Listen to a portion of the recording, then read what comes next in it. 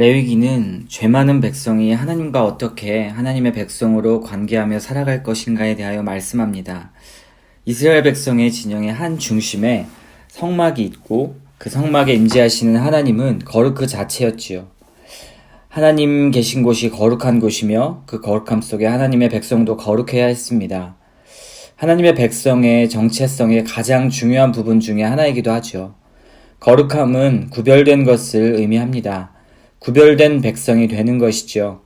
무엇으로부터 구별될까요? 바로 죄의 오염으로부터입니다. 부정하고 정결하지 못한 것으로부터 하나님은 거룩한 백성이 되기를 원하셨습니다. 그리고 이제 가나안 땅으로 들어가야 할 이스라엘 백성들에게 알려주시는 것입니다. 그들의 삶 전체에 개입하시고 하나님 자신과의 관계를 맺어가시는 방법을 이스라엘 백성들에게 제시하고 계십니다. 그것이 바로 레위기 첫 부분인 1장부터 7장까지의 내용인 5가지의 제사로 소개되고 있습니다. 어제까지 우리는 번제와 소제, 화목제에 대해서 나누었습니다. 그리고 이제 4장부터 시작되는 속죄제는 어제 우리가 살펴보았던 3가지 제사, 번제와 소제, 화목제와는 다른 성격의 제사입니다. 이 3가지 제사는 자원에서 드리는 제사였다면 지금부터 우리가 살펴볼 속죄제와 속건제는 그들의 상황과 여건에 따라 드려지는 의무적인 제사였습니다. 무슨 말이냐면 이스라엘 백성들이 죄를 지으면 반드시 속죄제와 속건제를 드려야만 다시 정결해질 수 있었습니다. 우리 인간은 끊임없이 죄를 짓는 연약하고 오염된 존재이기 때문에 이 제사는 반드시 필요했던 것입니다. 이러한 관점에서 앞에 3가지 제사는 하나님께 어떻게 제사를 드려야 하는가에 초점이 있었다면 속죄제와 속건제는 언제, 즉 어떤 죄를 저질렀을 때 드려야 하는가에 초점이 맞추어져 있는 것이죠.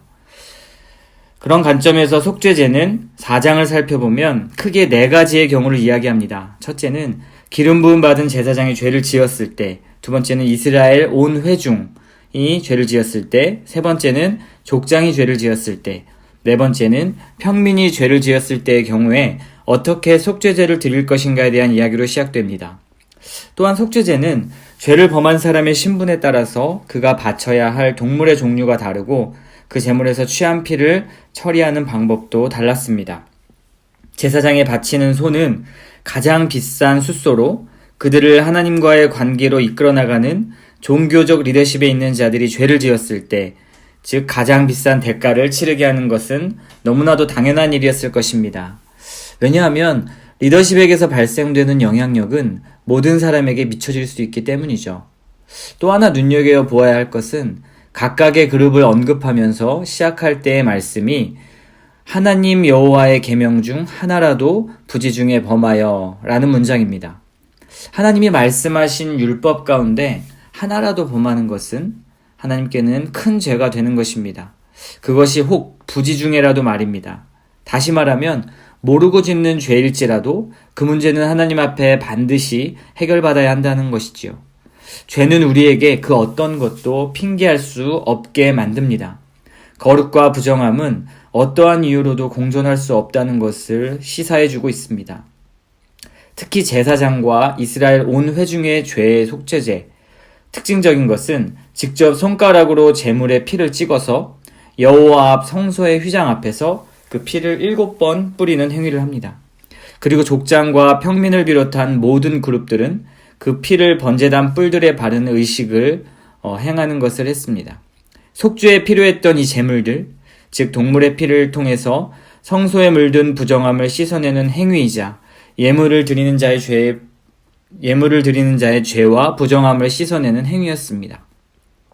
이렇게 하나님께 속죄제를 드렸을 때 하나님께서는 이렇게 말씀하십니다. 제사장이 그를 위하여 속죄한즉 그가 사함을 받으리라. 맥락의 흐름을 본다면 속죄제라는 것은 결국 죄를 해결해주는 제사입니다.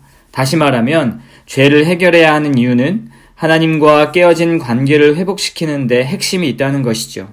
여기서 언급하는 죄는 하나님의 나라에서 하나님의 백성으로 살아가는 그 백성은 거룩하게 살아야 한다는 전제가 있는 것입니다. 본래 거룩한 본성을 지니신 하나님과 함께 거하기 위해서는 죄가 없어야 하는 것입니다. 하나님은 그 죄의 문제를 해결하고 하나님께 나아올 수 있는 길을 열어주셨다는 점에서 이것은 굉장히 큰 것을 시사합니다. 하나님의 정체성을 알려주는 동시에 하나님의 형상대로 지음받은 하나님의 백성의 정체성에 가장 큰 핵심을 일깨워주는 것이죠. 속죄제는 아마도 상당히 빈번하게 이루어졌을 것입니다. 제사장은 매일 바쁜 삶을 살았겠지요. 매일 피비린내를 맡으면서 칼을 사용하고 잔인한 도륙하는 장면을 보아야 했을 것입니다. 동물을 잡는 모습을 본 죄인과 제사장의 마음이 어땠을까요? 내장과 기름을 처리하고 태워내는 그들의 모습 속에 죄의 경각심은 아마도 어마어마했을 것입니다. 왜냐하면 그것이 없었다면 자신이 그 값을 치러야 했을 테니까요. 죄의 경각심을 불러일으켰을 것입니다. 이것은 이스라엘 백성들의 삶 속에 나타나는 여러 가지 죄악들을 다른 한편으로 보여주고 있는데요. 특히 5장에서 이어지는 내용은 백성들이 속죄제를 드려야 하는 상황을 크게 3가지로 구분하고 있습니다. 첫째는 증인의 책임을 다하지 않았을 경우, 두 번째는 몸이 부정하게 되었을 때, 세 번째는 지키지 않은 맹세를 깨닫게 되었을 때입니다. 그리고 이에 대한 죄의 문제를 해결해야 될 때 드려야 할 제물이 다르다고 하였습니다. 제사장이 가장 비싼 숫소로 제물을 드렸다면 염소와 양, 그리고 예물 드리기 어려운 가난한 사람일지라도 산비둘기, 집비둘기를 드리게 하였습니다. 그러나 이것조차도 어렵다면 고운 가루 10분의 1 에바라도 드리라고 합니다. 한 에바는 2말 정도 되는 분량인데요. 그것의 10분의 1이면 2돼 정도가 된다고 합니다. 이것이라도 하나님 앞에 드려서 그 죄를 해결하라고 하십니다. 어쩌면 의무적으로 어떻게든 하나님은 이스라엘 모든 백성에게 죄를 해결할 수 있도록 그 길을 열어주신 것이죠. 이것이 의무이고 강압적이었다고 할지라도 그것은 은혜라는 것을 보여줍니다. 정말 은혜 중에 은혜이죠. 우리 인간은 그래서 하나님의 말씀이 필요합니다. 때로는 의무적으로 하나님 하며 살아가는 것 같아도 하나님의 말씀이 나를 인도하고 계신 것입니다. 때로는 의무적으로 아무 감동 없이 기도의 자리에 그리고 예배의 자리에 나올 때도 있습니다. 그러나 그것 또한 은혜인 것입니다.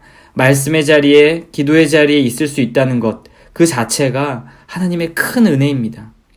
피비린내 나고 동물을 잡는 것이 없을지라도 하나님의 말씀이 우리에게 직접 들려지고 있지 않습니까? 그리고 직접 우리가 하나님께로 나아갈 수 있지 않습니까? 속죄제는 이러한 점에서 우리에게 너무나 큰 은혜라는 것을 보여줍니다. 왜냐하면 이러한 모든 것을 예수 그리스도께서 대신 짊어져 주셨기 때문이죠. 이 말은 단순히 예수님이 동물 대신 죽으셨다는 것을 의미하는 것이 아닙니다. 우리는 단번에 죽으심의 이 은혜가 영원한 것임을 기억해야 합니다. 그리고 날마다 기도의 제사로 그리고 예배의 제사로 자유롭게 나아갈 수 있기 때문입니다. 구약과 같았다면 우리는 이 아침에도 동물의 피와 함께하는 우울함을 경험했을 것입니다. 이제 이어서 14절부터는 속건제에 대한 규례가 등장합니다. 이것은 여호와의 성물에 대하여 부지 중에 범죄하였을 때, 그럴 때 속건제를 드리게 되는데 순양과 함께 자신이 잘못한 보상에게 5분의 1을 더하여 제사장에게 주라고 합니다. 6장에 이어지는 속건제의 규례는 다른 사람에게 재산상의 피해를 주었을 때의 죄를 말합니다. 그의 대가는 흠없는 순양으로 속건제로 드리되 그에 대한 성물에 보상을 하고 또한 5분의 1을 더해서 제사장에게 주어야만 했습니다. 특히 레위기에서 순양이 처음 언급되는데요. 당시의 순양은 상당한 경제적 희생을 감수해야만 했습니다.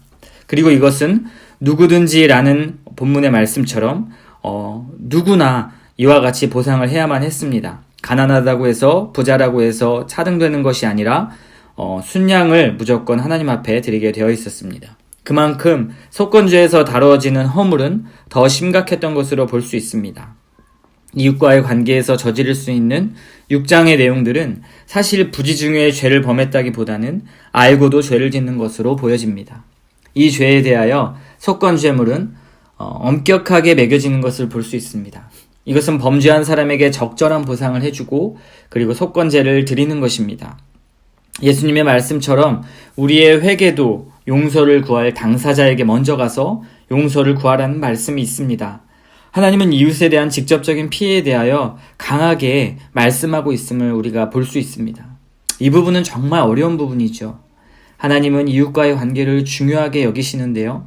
그것은 하나님 나라의 공동체의 특성이 서로가 서로에게 실수할 수 있음을 인정하는 것을 말합니다. 그리고 그 실수에 대해서 자신이 스스로 인정해야 하며 상처와 아픔을 겪은 사람에게도 용서라는 그런 관대함을 보이는 것입니다. 내 주위의 형제자매를 한번 살펴보십시오. 어쩌면 내가 부지 중에 지은 죄가 있을지도 모릅니다. 깨닫는 은혜와 용서를 구하는 은혜, 회개의 은혜가 있기를 바랍니다. 이제 이어서 6장과 7장은 우리가 살펴보았던 5가지 제사에 대한 규례에 대해서 설명을 하고 있습니다. 조금 복잡하지요. 아마도 번제, 소제, 속죄제, 속건제, 화목제로 이어지는 설명의 이 배열은 아마도 제사의 빈도수에 따라서 나열된 것으로 보여집니다. 번제와 소제는 매일 드려지는 정기 제사였고요. 속죄제는 특정 절기나 필요에 의해서 드려졌습니다. 또한 속건제는 정기 제사는 아니었지만 특정 죄에 대한 강제 조항으로 드려졌고요. 그리고 화목제는 그 성격 자체가 임의적으로 드려지는 제사였습니다. 먼저 번제를 드릴 때는 그 제사장은 제단에 불이 늘 꺼지지 않도록 해야만 했습니다. 그리고 늘 정해진 정결한 옷을 입어야 했고요. 그리고 진영 바깥으로 나아갈 때는 그 정결한 옷을 갈아입어야만 했습니다. 그리고 아침마다 번제를 드려서 제단 위에 불이 늘 꺼지지 않도록 하는 것, 그리고 제사장의 위치는 늘 거룩하고 하나님의 백성을 하나님께로 나아가게 해야 하는 중요한 위치였던 것을 보여줍니다. 이것이 의미하는 것은 철저히 거룩한 것과 세속적인 것을 구별하라는 것입니다. 참 놀라운 것은요, 이제 우리가 하나님께 나아가는 왕같은 제사장이라 칭해 주셨다는 것입니다. 우리가 구약의 제사장처럼 왕같은 제사장이라 해서 정결한 옷을 입고 동물로 제사를 드리지는 않지요. 너무 좋은 것입니다. 그러나 우리는 늘 하나님께 나아가는 기도제단의 불을 꺼뜨리지 말아야 합니다. 번제를 통하여 드리는 향기로운 냄새, 우리의 향기로운 기도와 찬양을 올려드려야 하는 것이죠. 번제가 하나님께 드리는 감사의 제사였다면 우리는 우리를 구원해 주신 감사의 기도를 올려드리는 것입니다. 죄로 뒤덮인 우리가 감히 하나님을 만날 수 있다는 것을 의미하는 거지요. 이어서 등장하는 소제의 규례가 등장합니다. 2장에서는 언급했던 소제, 그 소제는 일반인들이 성전에 가져오는 제물이었지만 여기서 언급되는 소제는 매일 아침 저녁으로 번제와 함께 드리는 곡물제입니다. 소제는 속죄제와 속건제처럼 가장 거룩한 제물이기에 제사장 외에는 아무도 이를 먹을 수가 없었습니다. 또한 본문에 등장하는 빵에 누룩을 넣지 않는다라고 하는 것은 하나님께서 베풀어 주신 출애굽의 은혜를 기억하는 것이었습니다. 이어서 속죄제에 대한 규례는 제사를 드린 후에 제사장은 모두 그것을 먹되 거룩한 곳에서 먹으라고 명령합니다. 그런데 제사장이 먹을 수 없는 경우도 있었는데요. 그것은 자신을 위해서 드리는 속죄 제물의 피의 경우였습니다. 그때는 그 제물은 먹을 수가 없었습니다. 이것은 백성들의 죄보다 제사장의 죄가 더 심각하다라는 것을 의미하는 것입니다.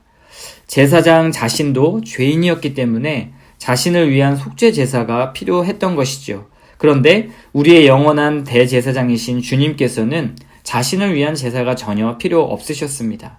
주님이야말로 죄인을 모든 죄를 사시는 온전한 속죄 제물이셨고요. 우리를 대신하는 온전한 대제사장이 되셨습니다.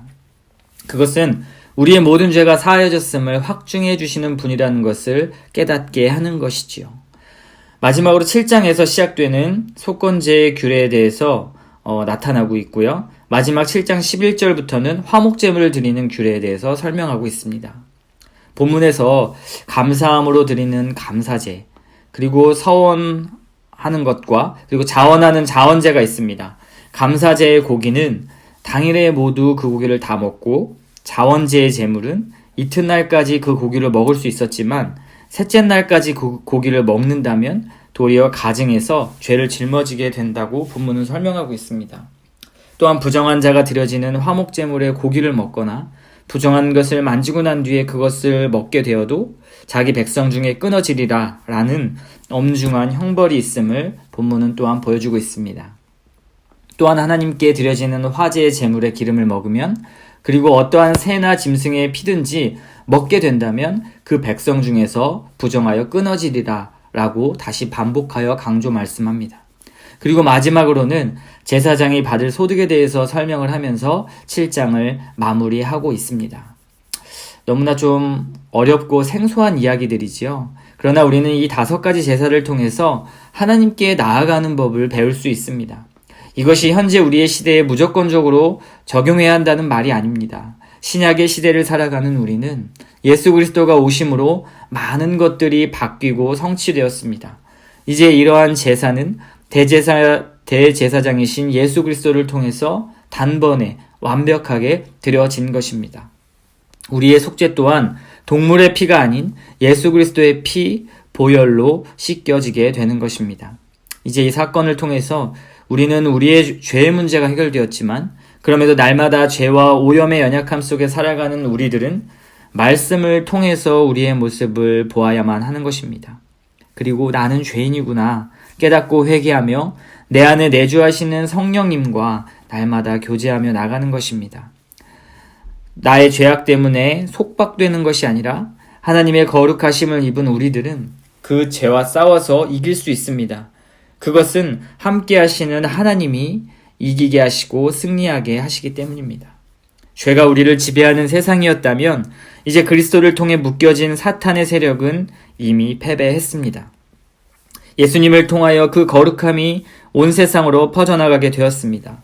예수님이 이 땅에 오셨을 때 부정한 자들, 나병 환자, 이방인들과 함께한 예수님이었습니다. 오히려 구약에서 말하는 부정한 자들, 그리고 부정함 속으로 나아가셨던 그 예수님을 보면 우리가 어떻게 살아야 할지를 알 수 있습니다.